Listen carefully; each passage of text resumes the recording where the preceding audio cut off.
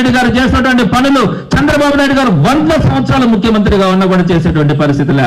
ఆ రోజు చెప్పినటువంటి మాట ప్రకారం ప్రభుత్వం అధికారంలోకి రాగానే, వైఎస్ఆర్సీపీ ప్రభుత్వం అధికారంలోకి రాగానే మొట్టమొదటి కేబినెట్ లోనే 27% అయ్యాడిచ్చి మొట్టమొదటి నెల నుంచే ఇచ్చినటువంటి ఘనత జగన్మోహన్ రెడ్డి గారిది. సచివాలయ వ్యవస్థ ద్వారా 1,36,000 ఉద్యోగాల్ని ఈ భారతదేశంలో ఏ రాష్ట్రంలో ఏ ప్రభుత్వం కూడా ఒక టెన్యూర్ లో ఇవ్వలేనటువంటి ఉద్యోగాల్ని వైఎస్ఆర్సీపీ ప్రభుత్వమే ఇచ్చింది.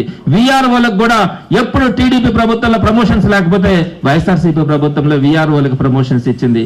విఆర్ఏలకు కూడా 15 సంవత్సరాల తర్వాత జగన్మోహన్ రెడ్డి గారు మాత్రమే ప్రమోషన్స్ ఇచ్చారు.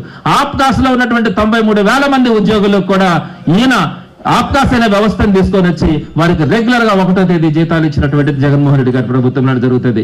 రిటైర్మెంట్ వయసును 62 సంవత్సరాలకు పెంచారు. యూనివర్సిటీ వాళ్ళ రిటైర్మెంట్ వయసు 65 సంవత్సరాలకు పెంచారు. చైల్డ్ కేర్ లీవ్స్ ని 60 రోజుల నుంచి 180 రోజులకు పెంచినటువంటి ఘనత